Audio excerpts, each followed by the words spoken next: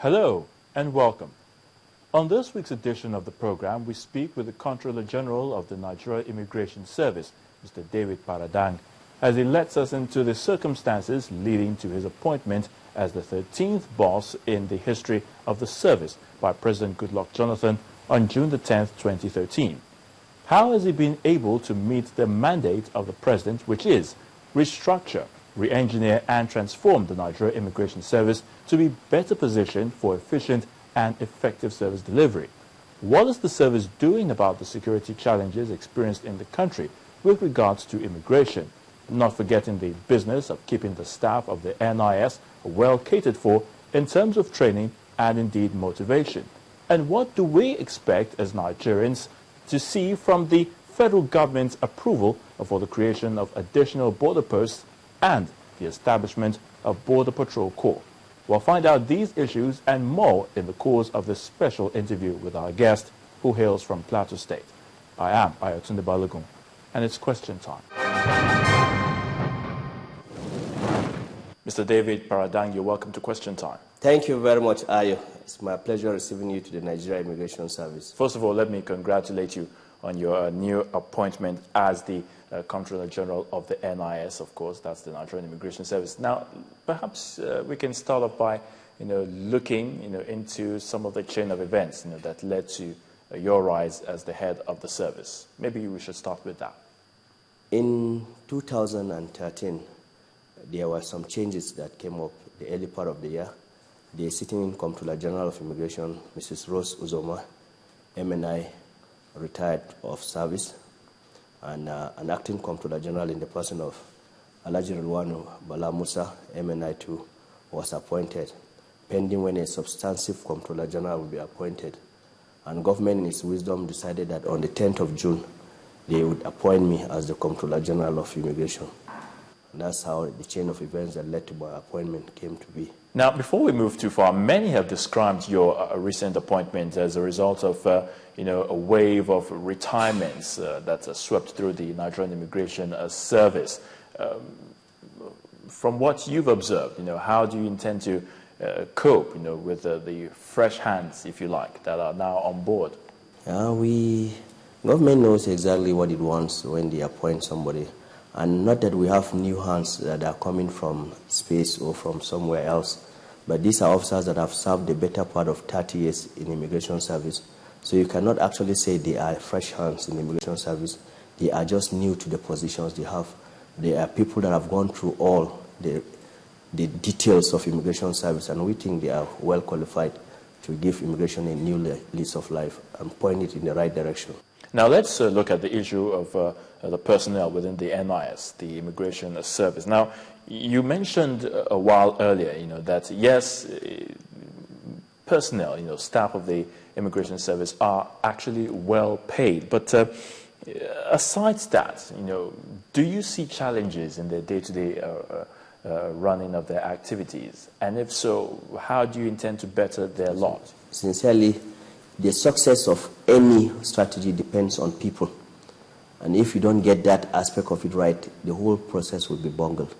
We realize that it is quite important to have staff that are well trained and are well motivated, know what they are doing, so that they can deliver on border patrolling. What we decided to do initially is to ask the Honorable Minister to allow us redirect our staff to bring up a focus. They bring up a group within the service, not that we are bringing in new people, to bring a group that will be kitted separately, that will be trained separately, totally dedicated to border patrolling. And graciously, he has allowed us to have a border patrol corps. That is in itself is not enough. We have to train them appropriately. And I want to tell you gladly too that we are getting enough help from partners. We have, just a week ago, the Kofi Annan Institute in Ghana allowed us to train 150 people in border patrolling. The U.S. Embassy too has given us opportunity to train people on border patrolling. We have from IOM too. They have given us just this past month. We are telling them that this is what we want to do, border patrolling, and we are sending people to Gaza for the real physical training in border patrolling. So we need to develop capacity for the men that will man our borders. But that is not enough. You did mention whether payment is enough. But somebody has to be assured that if anything happens to him, what will happen? Where will I go? We want to bring up a sector-specific insurance policy for people in border patrol corps, so that they will give their best to this Republic of Nigeria. Let me still take you back to the humble beginnings of your rise to the post as Comptroller General. Now, before now, we know that you were the Assistant Comptroller General State Coordination. That's in the Directorate of Operations and Passports at the service headquarters. Now, how would you describe, the zeal or the desire to transform, the issue of passports and other traveling documents? How do you intend to have better services for Nigerians in that area? You rightly said that it was the last point that I got here was Assistant Comptroller General, State Coordination, but the history goes way beyond that, a little bit further on. And if you have the time, I can give you just a short background of how it has come to be, and maybe it will point us to what we expect.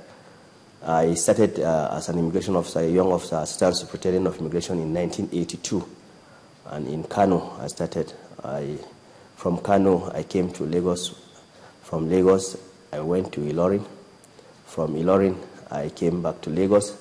From Lagos, I came up to Abuja and worked in several units here in Abuja, and most often as a special assistant to several comptrollers generals. I left Abuja, I went on to Enugu. From Enugu, I went to the National Institute of Policy and Strategic Studies, came to Kano, came back to Abuja again, went back to Kano as comptroller 2 times before I was promoted as Assistant Comptroller General of Immigration. I worked in admin and I worked in state coordination. So you can see from the background that I have gone through all the regions of Nigeria. I've gone through most of the schedules that we cover as immigration officers, and I feel like most of my other colleagues that we are well prepared to deliver service to Nigerians too. But we are going to develop and make sure passport issuance is much more comfortable to Nigerians. Part of those reasons are what I have been trying to put in place. We're trying to get new equipment, and so that or more, like you go to a passport office, you don't have to stay for 10 hours before you get acquired. We are acquiring more cameras, newer cameras for people. And we are going to install passenger, let's say customer-friendly equipment. You come in, you take your number electronically, you wait, you see your number on the screen, you go to camera 2, go to camera 1. We've got those equipment to make service better for all Nigerians. And all the equipment that are going to be renewed, it started in 2007. They are aging, we are replacing them. And you get the passports produced well before the 72 hours that you are supposed to get. That is what we want to deliver to Nigerians, and I can guarantee you will do so. Now, how about your foreign offices? Has the challenge of the issuance or even the renewal of passports been rectified? We have passport issuing equipment in some embassies now, well about 15, and we're adding more and more to different countries. And you would notice too that in those countries where there are no passport issuing equipment, we have been sending what we call intervention teams to those areas. Even in some countries, take America for instance, the office is in Atlanta. We have one in Atlanta. We have one in New York. We have one in Washington D.C. People would have to travel for long distances before. Assuming you are from California, you are not taken care of, and it's way far away. So we have to send teams to those areas. In Canada, we have Ottawa, but if you are far off from Ottawa, what do? We have to go to you. And Mr. President has been so good to support this program of intervention so that we engage Nigerians in diaspora, take services to them at their doorsteps, because they work in those countries. A day for them, leaving their jobs is really something they cannot afford. They could be sacked. So we send in the intervention teams severally, and they have gone around all over the world, Russia, Asia, America, South Africa, all over the Arab world. We've been issuing passports on intervention basis to these Nigerians. We intend to continue to give this service even better. Now, Mr. Paradang, one other challenge you met on ground, with your resumption as the Comptroller General is the issue of security. We now we know that that's a very big issue, not just in Nigeria, but in several other parts of the world. But from your vantage position, as the head of the NIS, what do you intend to do, to ensure that we tackle the issue of security head-on, as it affects the immigration service? Oh, sure. We have a mandate. Our mandate is to look at the contribution, or to look at foreigners in our midst, their own, what they can, how their activities can affect our security as a country. And for us, that is why we came out with the policies we have for security. It starts from the entry points, that's the borders. And we know by our studies all over the world that no border is watertight. All borders, even those who build walls, are not watertight. We have issues of tunnels in Mexico, tunnels in Israel and co. That they come into houses, people come into restaurants, tunnels drive into restaurants, come and have your meal, then they pick the people out and go out with them. Those people should not be allowed to escape checks inland. That is why we say we want to do vigorous internal control and monitoring. Anybody who is serious about his security will make sure that you know all those who are strangers in your household. We want to be sure that everybody that is a non-Nigerian is accounted for. We have information on him. That is my vision. That is my target of where I want to go in terms of internal control. If you escape the borders, which we hope not, but for any reason you escape, we must have information about you inland.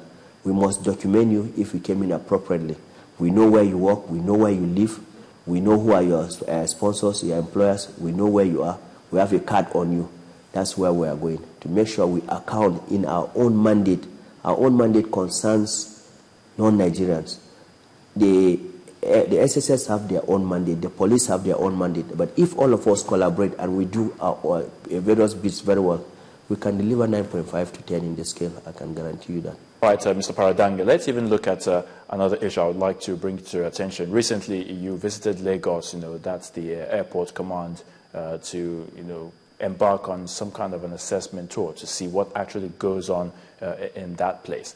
What informed your decision? We'll take that, but first, let's go on this quick break. It's still question time on Channels Television, and when we come back, he will be speaking more. That's the Comptroller General of the NIS. Please stay with us.